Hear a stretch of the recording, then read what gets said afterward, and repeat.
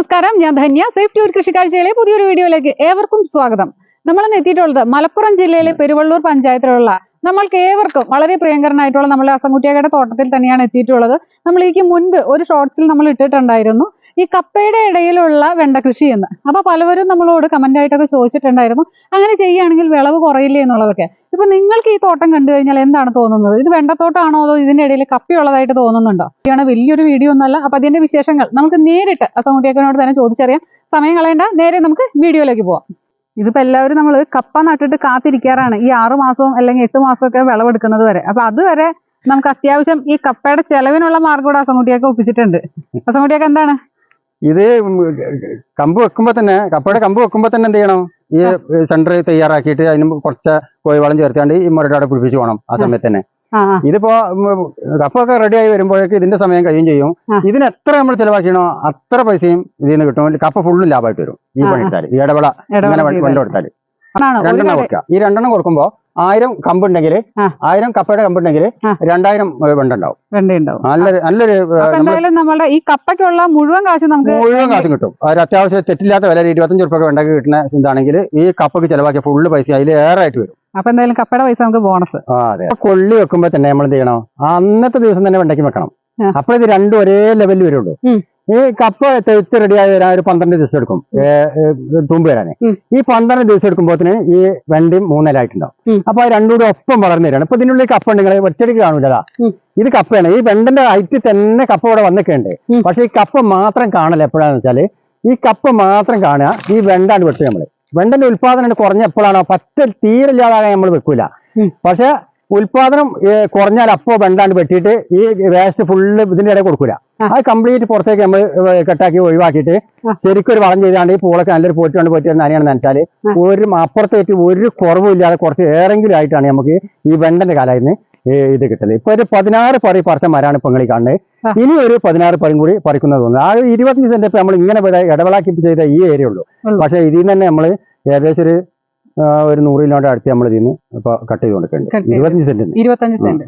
ഇതെങ്ങനെയാണ് ഇതിന്റെ നടീൽ രീതി എങ്ങനെയാണ്? അതൊന്ന് പറഞ്ഞത് നന്നായിരുന്നു. നടീൽ രീതി ഇതാണ്. 2 കമ്പിന്റെ ഇടയിൽ 2 പൂളന്റെ തറിന്റെ ഇടയിലുള്ള സ്ഥലം നമ്മളൊന്ന് പാകപ്പെടുത്തിയിട്ട് ഇങ്ങനെ 2 കയ്യിലും കൊള്ളണ അത്ര കോഴിവളം അതിലിട്ടിട്ട് ശരിക്കും ആ മണ്ണ് മിക്സ് ആക്കിയിട്ട് ഈ കരക്ക് ഒരു വിത്തും അപ്പുറത്ത് ഒരു വിത്തുമായിട്ട് ആ 2 തറിന്റെ ഇടയിലുള്ള ആ ക്യാപ്പ് എടുത്തിട്ട് അതിന് അങ്ങേ കരമ്പിലൊരു വിത്തും ഇങ്ങേ കരമ്പിലൊരു വിത്തും ഒക്കെ ചെയ്യാം.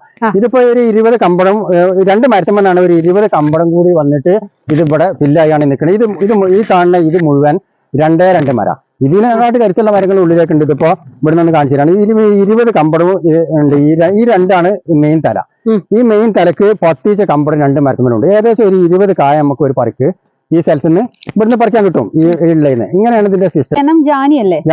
ജാനിയാണ്. അതായത് അപ്പുറത്തും ഒരു കപ്പയുടെ 2 കപ്പയുടെ ഇടയിലായിട്ടാണ് ഈ പറഞ്ഞ 2 വിത്ത് ഇങ്ങനെ നട്ടിരിക്കുന്നത്. 2നും ഈ പറഞ്ഞ പോലെ ചെനപ്പുകൾ പൊട്ടിയിട്ടുണ്ട്. നമ്മളിങ്ങനെ കപ്പയ്ക്ക് ചെനപ്പ് കപ്പയുടെ ഇടയിൽ നടന്ന വെണ്ടയ്ക്ക് ചെനപ്പ് വിടാറുണ്ടോ? ചെനപ്പ് നമ്മൾ പൊട്ടിക്കാൻ മാത്രല്ല, ഇത് നല്ല കരുത്തുള്ള മുരടായി വന്നാൽ ചെനപ്പ് നമ്മൾ പൊട്ടിക്കാൻ കഴിയാത്ത അത്ര അങ്ങോട്ട് പൊട്ടും. പിന്നെ നമ്മൾ നടക്കാനുള്ള ഏരിയൊക്കെ ഒഴിവാക്കാൻ വേണ്ടിട്ട് കുറച്ച് കട്ട് ചെയ്യുന്നല്ലാതെ ചെനപ്പ് ഒഴിവാക്കലൊന്നുമില്ല. ഇല്ല. അപ്പൊ എന്തായാലും ഇത് ഈ പറഞ്ഞ പോലെ എത്ര അകലത്തിലാണ് നമ്മൾ ഈ കപ്പ നടുന്നത്? കപ്പ നടന്ന് 1.25 മീറ്റർ. 1.25 മീറ്റർ. അതിന്റെ ഇടയിലാണ് നമ്മൾ ഈ പറഞ്ഞ പോലെ 1.25 മീറ്ററിന്റെ ഇടയിൽ ആ ക്യാപ്പ് റെഡിയാക്കിയിട്ട് 2 കൈയും കൂട്ടിയിട്ട് കിട്ടുന്ന അത്ര കോഴിവളം അവിടെ ഇട്ടിട്ട് ശരിക്കും കൈക്കോട്ടോണ്ട് മിക്സ് ചെയ്ത് ആഞ്ഞതിന് ശേഷം ഈ കരമലൊരു വിത്തും ആ കരമലൊരു വിത്തൊക്കെയാണ് വിത്ത് വെച്ച് കൊടുക്കും. അപ്പൊ അത് ഈ പറഞ്ഞ പ്രത്യേകത എന്ന് പറഞ്ഞാൽ പൂള കമ്പ നട്ട് റെഡിയായി വന്നതിന്റെ ശേഷം വെണ്ടിടാൻ പോയാൽ ഉണ്ടാവില്ല ഉറപ്പ്. ഇന്ന് കപ്പക്കുള്ള തറയെടുത്ത് ഇന്ന് തന്നെ വെണ്ടക്കുള്ള സൈറ്റും തയ്യാറാക്കി പോകണം. അന്നെ വിത്തും വെച്ച് പോകണം. 2 കൂടെ ഒപ്പം വന്നെങ്കിൽ കപ്പ ഇതിന്റെ ഇടയിൽ റെഡി ആയി കിട്ടുള്ളൂ. ഇതാ കപ്പ ഇപ്പൊ കാണൂല. കപ്പ കാണല് ഇതാണ് കപ്പ റെഡിയായി ഇവിടെ വന്നിട്ടുണ്ട്. ഇതിന്റെ ഉള്ളിൽ ഇതാ ഈ വെണ്ടന്റെ ഇടയിൽ ഇത് കാണണമെങ്കിൽ പിന്നെ കാണുള്ളൂ. വെണ്ടാണ്ട് പോയിട്ട് കാണും. സാധനം അവിടെ റെഡിയായി വന്നിട്ടുണ്ട്. നമുക്ക് ഏകദേശം 45-ാം ദിവസം നമുക്ക് വെണ്ട പറിക്കാൻ കിട്ടിയില്ലേ? 40-ാം ദിവസം പറിക്കും. ഇത് ഏതാണ് ഈ കപ്പ? ഏതാണ് ഇനം? കപ്പ ആമക്കാരന് ഇടപെട കൊടുക്കുന്നത് കുറച്ച് മെച്ചമായിട്ടാണ് കാണുന്നത്. മറ്റേ കപ്പ ഒന്നും പിന്നെ ലേശം പകുതി കുറയും. ആമക്കാരന്റെ ഇടയിൽ വെണ്ട കൊടുത്താല് ഉൽപാദനം കൂടുതൽ കപ്പക്ക് കിട്ടുന്നുണ്ട് നമുക്ക്. പൊട്ടാഷ്യം ഫാക്ടർ അത് നമ്മൾ എന്നാണ് നട്ട് എത്ര ഇലയാവുമ്പോഴാണ് നമ്മൾ ചെയ്യുന്നത്? നട്ട് 22-ാം ദിവസം നമ്മൾ ചെറുതായിട്ട് കൊടുക്കും. 22-ാം പക്കം. 22-ാമത്തെ ദിവസം. അപ്പൊ 22-ാം പക്കം വരെ നമ്മൾ ഈ പറഞ്ഞ ജൈവവളത്തുമ്പോ തന്നെയാണ് വരുന്നത്. അതാ ഫസ്റ്റ് കൊടുത്ത ഒരു പിടി കോഴിവളം കൊടുത്തറിഞ്ഞില്ലേ, അത് തന്നെ മതി 22 ദിവസത്തിന്. 22 ദിവസം കഴിഞ്ഞ് ഒരു ചെടിക്ക് 5 ഗ്രാം വരുന്നതിലേക്ക് ഫാക്ടം ബോസും പൊട്ടാഷ്യം കൂടി മിക്സ് ചെയ്താണ്ട് ഇപ്പൊ ഈ 2 ചെടി വെച്ചോടത്ത് 10 ഗ്രാമേ വീഴാൻ പാടുള്ളൂ. 5 ഗ്രാമേ ഒരു ചെടിക്ക് അന്ന് കൊടുക്കാൻ പാടുള്ളൂ. പിന്നെ അടുത്ത പ്രാവശ്യം ആകുമ്പോഴത്തേന് ശരിക്ക് കമ്പടൊക്കെ വെച്ച് വലിയ കായായ അപ്പോൾ ഒരു 20 ദിവസം കൂടി വീണ്ടും കഴിഞ്ഞിട്ടുണ്ടാവും. അപ്പൊ 22ഉം 20ഉം 42 ദിവസമായ ചെടിക്ക് നമ്മൾ ഒരു 10-15 ഗ്രാം ഒരു ചെടിക്ക് വരുന്നതിലേക്ക് അന്ന് കൊടുക്കും. അപ്പൊ ഒരു ഭാഗത്ത് 30 ഗ്രാം വീതം വരുന്നത്. 15-ൽ കൂടാൻ പാടില്ല, 10 ആയാലും മതി. 15-ൽ കൂടിയ ചെടിക്ക് പ്രതിരോധം കുറയുക, പാട്ടാളിച്ച് വലിയ ഇലട്ടുണ്ട് വന്നാണ് കായ കുറയും. അപ്പൊ എപ്പോഴും ഇംഗ്ലീഷ് വളം കൊടുക്കുമ്പോ ഈ ഗ്രാം കുറവ് വീണേലേക്ക് അടുപ്പിച്ചാക്കുക. ഒരു 20 ദിവസങ്ങൾ 20 ഗ്രാം ഇടുന്നത് 10-ാമത്തെ ദിവസം 10 ഗ്രാം ആക്കിയാൽ കൂടുതൽ ഉത്പാദനം കിട്ടും. ശരിക്കും ഒരു ആരോഗ്യക്കുറവുണ്ടാവില്ല, എന്നാലോ തോനെ പട്ടാളിപ്പും ഉണ്ടാവില്ല. ഈ വലിയ വീതിയുള്ള പട്ടാളിപ്പുള്ള ഇല വന്നാൽ കായ ഉണ്ടാവില്ല. ഇതൊക്കെ ഇപ്പൊ പറഞ്ഞാൽ എല്ലാ കമ്പനും കായാണ്. ഇത് ഓരോ പരിന്റെ കായ ഇവിടെ വന്ന് റെഡി ആയി ആയും പൂവൊക്കെ റെഡി ആയി തമ്മിൽ എനിക്കാണ് ഇപ്പൊ ഇന്നലെ പറിച്ച മരാണ്. അതിന് നാളെ പറിക്കാനുള്ള ഇവിടെ റെഡി ആയിന്, പിന്നത്തെ പരി ഇവിടെ റെഡി ആയിന്, പിന്നത്തെ പരി റെഡി ആയിന്, ഇന്നത്തെ റെഡി ആയിന്, ഒക്കെ റെഡി ആയി ഇങ്ങനെ വന്ന് എടുക്കാം. ഡെയിലി ഒരു തണ്ടുമേൽ ഒരു പൂവിടും. അപ്പൊ എന്തായാലും ഈ പറഞ്ഞ പോലെ ഇപ്പൊ നമുക്ക് ഈ ഇലകൾ നോക്കിയാൽ അറിയാം കാര്യമായിട്ടുള്ള ഇലപ്പരപ്പില്ല. അതായത് വലിയൊരു ഇലപ്പരപ്പില്ല. ഇലപ്പരപ്പ് കൂടുന്നുണ്ടെങ്കിൽ നമ്മളുടെ ഈ പറഞ്ഞ പോലെ സമീകൃതമായ വളമല്ല, അതായത് ഈ രാസവളങ്ങൾ കറക്റ്റ് അല്ല എന്നാണ് നമ്മൾ മനസ്സിലാക്കേണ്ടത്. ഫാക്ടം ബോസ് സമം 10 കിലോക്ക് 10 കിലോ സമം ചേർത്തിട്ട് ശരിക്കും മിക്സ് ചെയ്തിട്ട് ഒരു ചെടിക്ക് 10-ലേറെ വികാത്ത പണിക്കാരെ ഏൽപ്പിച്ചാലും പറ്റില്ല. അത് അറിയണ ഒന്നുകൂടെ ഉടമസ്ഥൻ അല്ലെങ്കിൽ അറിയണ പണിക്കാരൻ. അങ്ങനെ തന്നെ ആ ഒരു ചെടിക്ക് വികാൻ പാടില്ല. അതിലേറെ വികാത്തേക്ക് സൂക്ഷിച്ച് വേണം വെണ്ടയ്ക്ക് വളം ചെയ്യാൻ. വെണ്ട അധികം ആൾക്കാർക്കും കേടരില്ല, വളം ചെയ്യണോടത്തുള്ള പ്രശ്നമാണ്. കൂടുതൽ ചെയ്യുക അല്ലെങ്കിൽ നനന്റെ പ്രശ്നം. ഇന്ന് വളട്ടിന്ന് നനച്ചില്ലെങ്കിൽ വെണ്ട നഷ്ടപ്പെടും. അതിന്റെ അടിയിൽ ഇല പഴുക്കും, ഇലമ തട്ടിയത് ഇല ഫുള്ള് പുള്ളി അടിച്ചാണ്ട് കേടുവരും.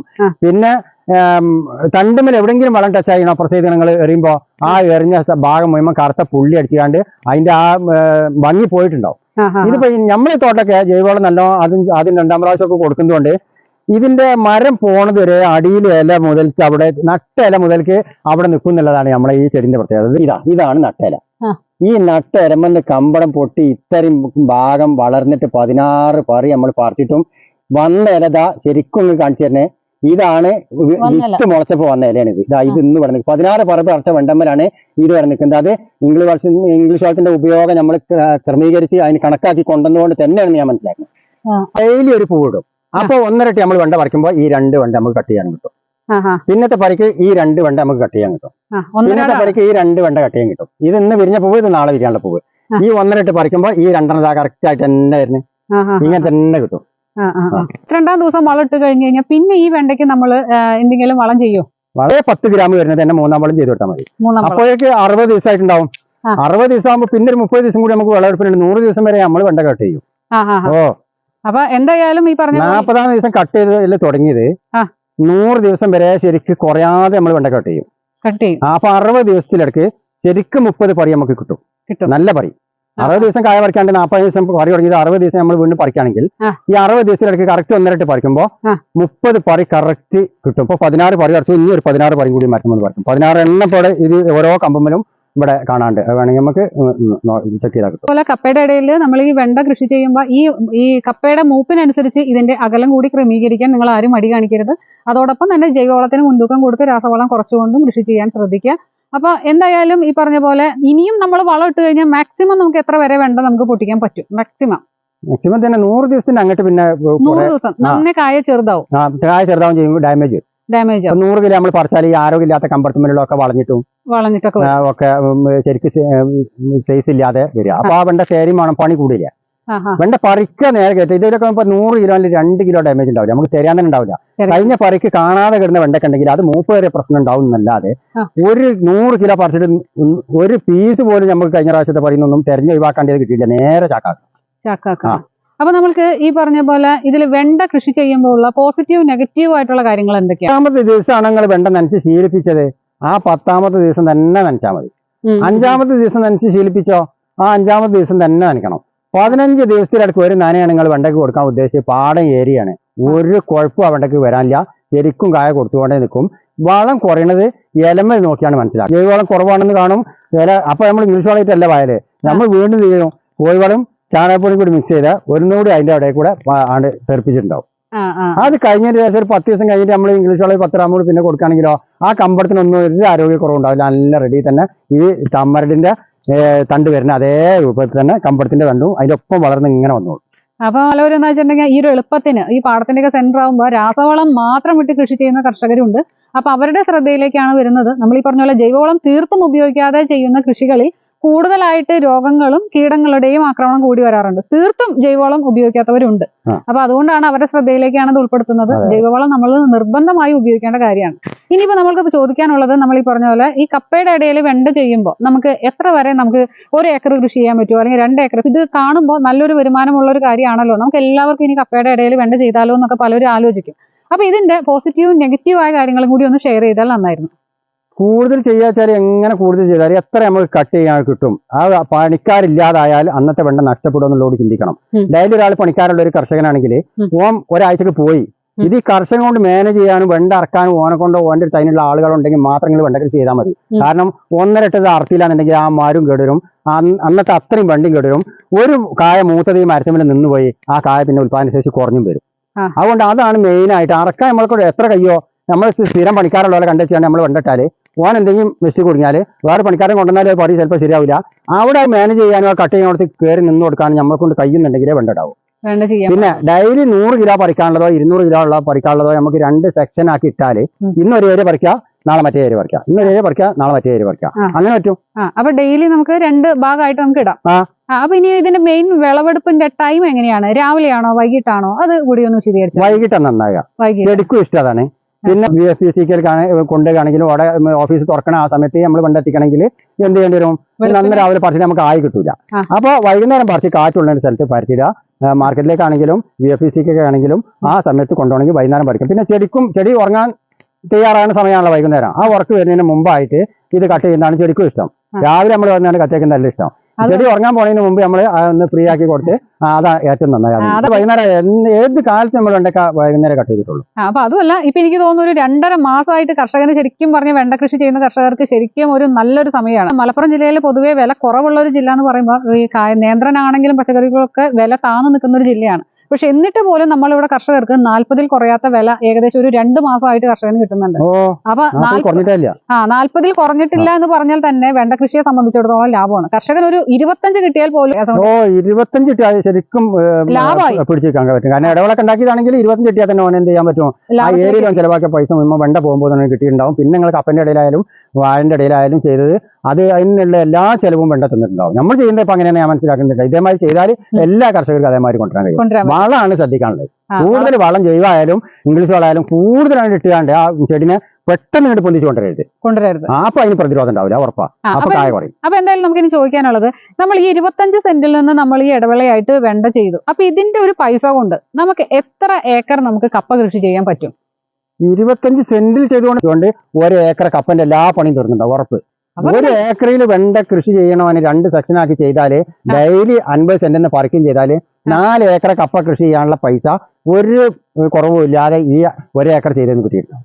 ഈ 1 ഏക്കറിൽ വെണ്ട പറിച്ച പൈസ കൊണ്ട് മാത്രം 4 ഏക്കർ കൃഷി ചെയ്യാം, ഉറപ്പ്. ഇതേമാതിരി ചെയ്യാനുണ്ടോ, വളം കൂടുതൽ ചെയ്യരുത്. അപ്പോൾ ഏറ്റവും സെറ്റ് കാര്യങ്ങൾ ശ്രദ്ധിച്ചുകൊണ്ട് നമുക്ക് കൃഷിയിലേക്ക് മുന്നിട്ടിറങ്ങിയാൽ ഈ പറഞ്ഞ പോലെ 1 ഏക്കർ ഈ വെണ്ടയും കപ്പയും കൂടി കൃഷി ചെയ്ത ആ വെണ്ടയുടെ ലാഭം കൊണ്ട് മാത്രം നമുക്ക് 4 ഏക്കർ കപ്പ കൃഷി ചെയ്യാന്നാണ് പറഞ്ഞത്. ഉള്ളതല്ലാത്ത കൂടിയൊക്കെ ഓക്കെ. ഈ വെണ്ട മെയിൻ ആയിട്ട് പറിയാണ് ഇതിലുള്ള പ്രശ്നം. അത് ചൊറിച്ചിൽ വരും.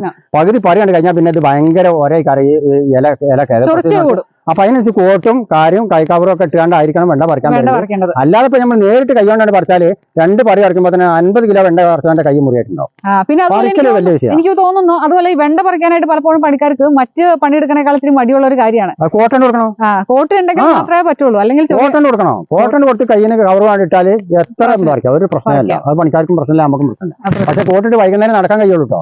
ഈ ചൂടത്തൊക്കെ കോട്ടിട്ട് തിരിച്ചു വന്നാല് ആട് ഉരുക്കി പോകും.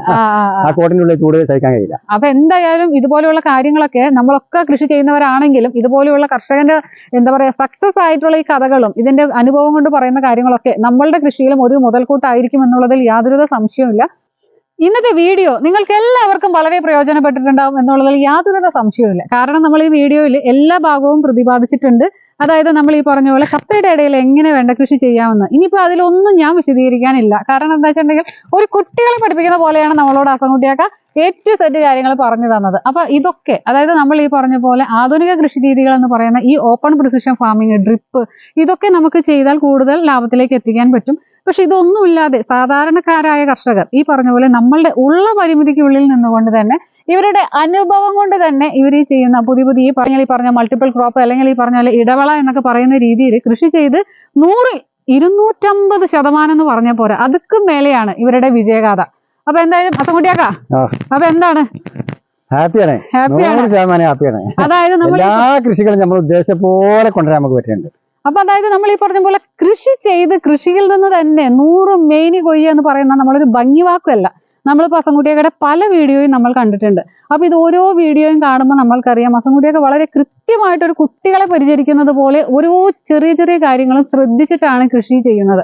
അതുകൊണ്ട് തന്നെ ഈ കൃഷിയിൽ നല്ല വിജയമാണ്. അപ്പൊ നിങ്ങൾക്ക് എന്തെങ്കിലും സംശയങ്ങളോ കാര്യങ്ങളോ ഒക്കെ ഉണ്ടെങ്കിൽ വീഡിയോയിൽ കമന്റായി ചോദിക്കാം. നല്ല വിജയമാണ്. നമ്മുടെ കൃഷിയിലൊക്കെ 100% ഹാപ്പിയാണ്. നമ്മൾ ഉദ്ദേശിച്ച അത്ര നമുക്ക് വിളവ് കിട്ടാതെ വരിക, അല്ലെങ്കിൽ അത്ര ഭംഗിയില്ലാതെ വരിക, നമ്മളെല്ലാ കൃഷി ചെന്നാലും എല്ലാം ഹാപ്പിയാണ്. അതിൽ നടക്കാനും ഭയങ്കര ഇഷ്ടമായിരിക്കും.